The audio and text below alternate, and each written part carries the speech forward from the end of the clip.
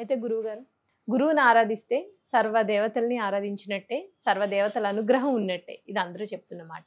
అయితే గురుచరిత్ర పారాయణానికి కొన్ని నియమాలు పాటించాలి. అలాగే గురుచరిత్ర పారాయణ చేస్తే కంపల్సరీ కోరికలు నెరవేరుతాయి. అది నాకు కూడా స్వీయ అనుభవం. నేను చాలాసార్లు ఇది అనుకుని చేస్తే కనుక గురుచరిత్ర పారాయణ చేశాను. దానివల్ల నేను చక్కటి ఫలితాలు పొందాను. ఆ గురుచరిత్ర పారాయణ చేసేటప్పుడు ఎటువంటి నియమాలు పాటించాలి, ఎలా పారాయణ చేస్తే మనం అనుకున్న కోరికలు నెరవేరుతాయి అనేది మీ ద్వారా చెప్పండి. అమ్మా, ఈవేళ గురు అనుగ్రహం కావాలన్నా, మన చక్కటి పరిష్కారాలు అవ్వాలన్నా, మీరు అడిగిన దాంట్లో ఏమిటయ్యా దీనికి ఏ గురువుని ఆరాధిస్తే చక్కటి ఫలితాలు వస్తాయంటే, ఇక్కడ ముగ్గురు గురువులు ఉన్నారు. దత్తాత్రేయ స్వామి గురువే, మేధా దక్షిణామూర్తి గారు, ఆయన మహానుభావుడు. ఆ మేధా దక్షిణామూర్తికి కొలిచినా సరే, ఆఖరికి సాయిబాబా, షిర్డీ బాబా గారిని కొలిచినా కూడా సాయి చరిత్ర 41 రోజు పారాయణ, లేకపోతే 7 వారాల పారాయణ ఉంది. 7 వారాల పారాయణ ఉంది, చక్కగా 41 రోజు పారాయణ. సాయి సచ్చరిత్ర పారాయణ 41 రోజు దీక్షగా నియమం అవుతే ఒకటి. ఇప్పుడు దైవకార్యంగా సాయిబాబా గారికి నియమనిష్టలు ఉండవు. అంటే నియమనిష్టలు లేకపోయినా కానీ పాటించే విధానం చెప్తున్నాం అమ్మ. అంత కఠినంగా ఉపవాసాలు ఉండక్కర్లేకుండా చక్కగా పరిష్కారం ఎలాగయ్యా అంటే, సాయి దత్త చరిత్ర పెట్టుకోవడం, చక్కగా 41 రోజు, రోజుకు 2-3 అధ్యాయాలు ఓపుక, ఆఖరి 41వ రోజు పూర్తిగా అయిపోవాలి. దానికి రెమెడీ ఏమిటయ్యా అంటే, చక్కటి ఆయనకి కావాల్సింది ఈ శనగలు కూడా రెమెడీ ఇవ్వచ్చు. నివేదన శనగలు ఉడకబెట్టిన శనగలు పోపేసి చక్కగా నివేదన ఇవ్వడం వల్ల కూడా ఆయనకి చాలా ఇష్టమైంది. అన్నిటికన్నా ఇష్టమైంది చపాతి. ఆయనకి ఇష్టమైంది చపాతి, వంకాయ కర్రీ.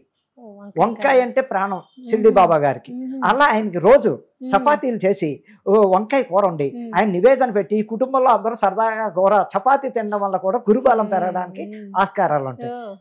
సచ్చరిత్ర పారాయణ చేస్తూ ఉండగా అయిపోయాక 41 రోజులు షిర్డీ దేవాలయానికి వెళ్ళి అక్కడ ఆయన దర్శనం చేసుకుంటే అసలు చాలా, అందులో కాషాయ వస్త్రాలు వేసుకుని చక్కగా ఆ బాబా గారి దగ్గరికి వెడితే తప్పకుండా మోక్షం పొందడానికి, మన గురుబలం పెరగడానికి, గురుడు జాతకంలో వీక్గా ఉన్న వాళ్ళకి ఏ రకమైన ఇబ్బందులు రాకుండా చూడడానికి ఇలా పారాయణ చేసుకుని ఆయన దర్శనం, షిర్డీ దర్శనం చేసుకోవడం వల్ల కూడా ఎన్నో మార్గాల్లో ఆయనకి మన బలం. అలాగే దక్షిణామూర్తి, మేధా దక్షిణామూర్తి కూడా చక్కగా 41 రోజు ఆయనకు కూడా ఉంది. ఆ దక్షిణామూర్తి పారాయణ చరిత్ర చక్కగా చదువుకుంటూ ప్రతిరోజు ఆయనకి శనగల నివేదనిస్తూ, ఆయనకి చాలా ఇష్టం దక్షిణామూర్తి శనగలు అంటే ప్రాణం. అలాగే ప్రతి గురువారం దగ్గరలో ఉన్న దక్షిణామూర్తి దేవాలయానికి వెళ్ళడం, శనగలు నానబెట్టిన శనగలు దండగుచ్చడం మెడలో ఆయనకి ప్రతి గురువారం వేయడం వల్ల కూడా గురుబలం పెరగడం.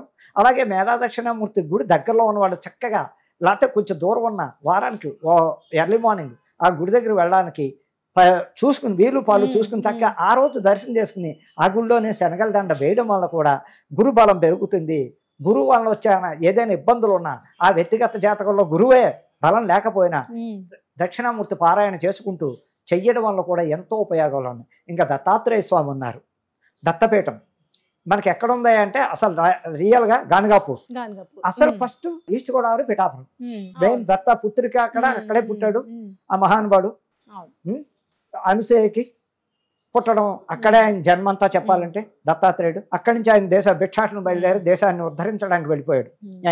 అటువంటి దత్తాత్రేయ చరిత్ర పారాయణ, దత్త పారాయణ, దత్త చరిత్ర అంటారు. అది కూడా 41 రోజు విడవకుండా నిష్ఠాపత్తులతో తడి బట్టలు కట్టుకోవాలి ఇదని లేదు. చక్క కాషాయ పంచి ఉంటే కాషాయ పంచి ఇంట్లో ఆ పూజ టైంలో చక్కగా చేసుకోవడం, అది పక్కన పెట్టేసి మళ్ళీ వృత్తి ప్రకారంగా మనం ఏ జాబులో ఉన్నా వ్యాపారం ఉన్నా వెళ్ళిపోవడం. అలాగే ఒక్క వారం గురువారమే దత్తాత్రేయుడి గుడికి వెళ్ళడం, ఆయనకు కూడా శనగలు నివేదన ఇవ్వడం, చక్కగా ప్రదక్షిణాలు చేసుకోవడం, ఆయన్ని మనసావాచ నమ్ముకుని చక్కగా ఈ చరిత్ర చదువుకున్న వాళ్ళు కానీ ఆయన దత్తపారాయణ చేయడం వల్ల కానీ అనేక రకాల ఉపయోగాలు, గురుబలం పెరుగుతుంది, అన్ని ఇబ్బందుల్లోంచి బయటపడడానికి ఆస్కారం తప్పకుండా ఉంటుందని చెప్పడానికి చాలా 100% జరిగి తీరుతుంది.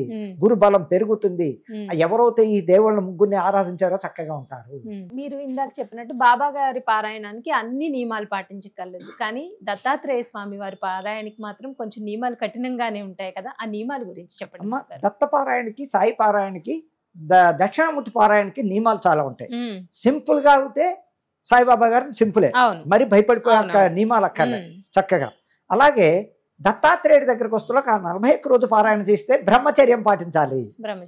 బ్రహ్మచర్యం పాటిస్తే ఎంతో చక్కగా ఉంటుంది. అలాగే కింద చాపో ఓ బెడ్షీటో వేసి పడుకోవాలి, కానీ సోఫాల మీద మంచాల మీద పడుకోకూడదు.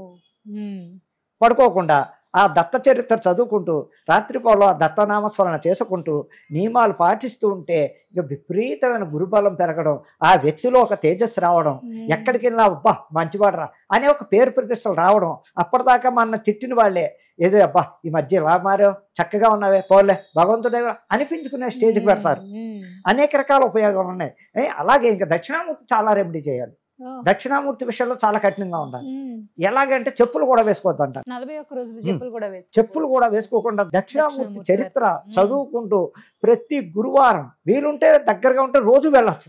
దక్షిణామూర్తి గురుబలం పెరగాలన్నా దక్షిణామూర్తికి విపరీతమైన రెమెడీ ఏమిటంటే వాళ్ళు కూడా ఇంట్లో చక్కటి చాప వేసుకుని దిండు లేకుండా ఏ బట్ట ఒత్తు పెట్టుకుని చక్కగా తల కింద పెట్టుకుని ఆ నామస్మరణ చేసుకుంటూ 41 రోజు నిష్ట ఏమిటాయంటే ఒక పూటే భోజనం, రాత్రి భోజనం చేయకుండా చక్కటి పలహారం పళ్ళు తీసుకొచ్చేయించు. మార్నింగ్ భోజనం చేయాలి, రాత్రి మానేయాలి. అసలు దీక్షలో చేయవలసింది మనం ఏ అయ్యప్ప దీక్ష అయినా ఎవరైనా ఏ దీక్ష చేసినా మార్నింగ్ తినచ్చు, రాత్రి పలహారం చక్కటి మరి ఏవి కాకుండా తక్కువగా తింటూ ఆ 41 రోజు నిష్ట పాటిస్తూ బ్రహ్మచర్యం పాటిస్తూ అంతే అమ్మా చక్కగా చేసుకుంటూ ఆడవాళ్ళ దగ్గరికి వెళ్లకుండా నిష్ట నియమాలు పాటిస్తూ చేయడం వల్ల దక్షిణామూర్తి అనుగ్రహం ఎలా ఉండదు. ఎంతో ఎంతో బలవాన్ని ఇచ్చి ఆ ఇంట్లో బాధలు పడుతున్న కుటుంబాన్ని ఒక లెవెల్కి లాక్కొచ్చి అన్ని రకాలుగా ఉపయోగపడతాడు మేధా దక్షిణామూర్తి. నియమాలు చెయ్యండి, ఆ నియమాల వల్ల చాలా ఉపయోగాలు ఉన్నాయి. శ్రద్ధాభక్తులతో చేయండి, మొక్కుబడికి చేయకండి. నా దగ్గర ఎటువంటి నియమాలు పాటించాలి, ఎలా పారాయణాలు కంప్లీట్ చేయాలి అనేది చాలా చక్కగా వివరించారండి. ధన్యవాదాలు. నమస్తే అమ్మా.